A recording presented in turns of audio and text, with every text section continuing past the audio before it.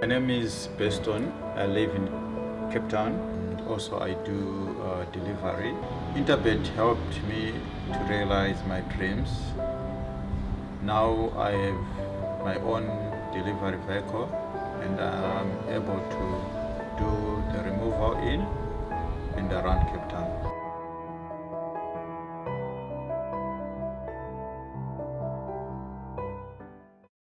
Racing out at Hollywoodbets Greyville on Wednesday, the 13th of March 2024. We've got 8 races lined up for you on the poly track with race number 1 set to get underway at 12. It will be the start of the bipod, and joining me for this preview show is Deez Dynan. And Deez, how are you doing? How's everything going your side?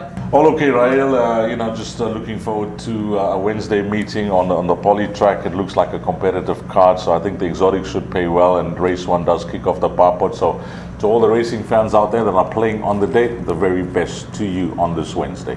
Well, let's get straight into race number 1. As I mentioned, the start of the bipod over the 1,000 meter trip. Head Girl is your favorite at 15 to 10, but there has been quite a bit of anti-post support for number 3, Sweet Julia, from around 4 to 1 into 5 to 2. She was costly to follow just 7 days ago on the poly track, but she reverts back to the 5 furlongs. You've got Emerald Green at 5 to 1. Vatom Fluffy at 8 to 1, and then it's 10 to 1 and Better Ball. Those now, it's not necessarily a strong maiden plate that will get the day started. Sweet Julia, disappointing last week when beaten behind Miss Platina, beaten 8 lengths, but on a quick backup. You don't often see that from the Alison Wright yard, but when they do return also on a quick backup, it's generally to great success. And this filly, a penultimate start, was a good run when returning off a rest, and if she has to reproduce that type of form, she'll definitely be in with a good chance here. Yeah, I think they were just trying to stretch her last time out, Rahel. 1,400 meters. They must have thought the way she was finishing off over 1,000. This race came along. She was nicely drawn. They went for it. At this stage of her career, it looks like she doesn't, get this 1,400 meter trip because she faded tamely in the running. In time to come, she could definitely, see out 7 furlongs, maybe even further, who knows. But the fact that she's back over 1,000 meters, which was arguably her best run of her career to date over the course and distance, she must have a good chance from draw 3.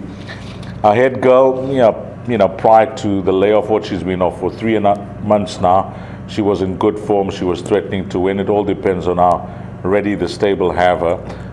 If she is for a way to go for this race, then I think she will go pretty close to winning this.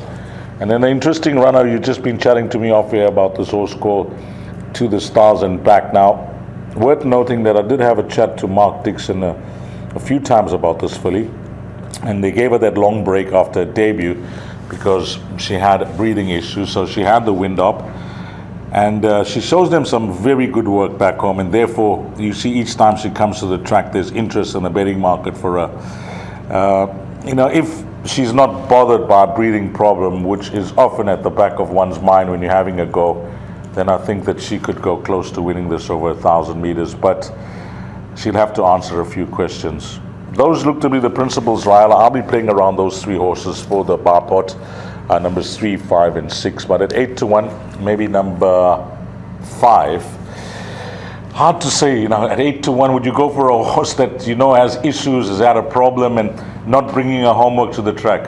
I think it could be worth taking a chance on, especially in this type of race, because the form is not particularly strong. And I mean, if we go to the run behind Jane's Vision, there isn't a lot to choose between Head Girl and To the Stars and Back, and you've got one at 15 to 10 and the other is at 10 to 1, and one is far more exposed than the other as well. So I think if To the Stars and Back takes to the poly track back over a distance that will suit her a lot better, that being the 5 furlongs, then she could certainly put her best foot forward and she could represent the value, and it would be a great start to the day for the guys if this filly happened to come through and run a huge race for the bipods. Yeah, that's a good price. And then one has to keep a very close eye on Fani Broncos. He's rated successfully in the past.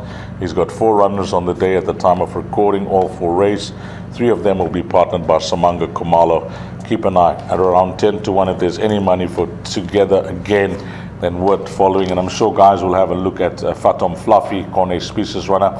But in summarizing, 3, 5, and 6, are you happy with those 3 numbers for the bipod? Yeah, I think that's it. 3, 5, and 6.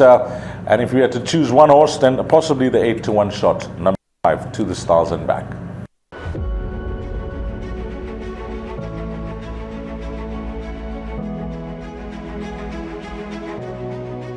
good fun. Days like these are great. You get the whole industry together. And to have, companies and corporations like Interbet and Cape Racing who are so generous with sort of time and energy into making a day like this possible is it's fantastic for everyone.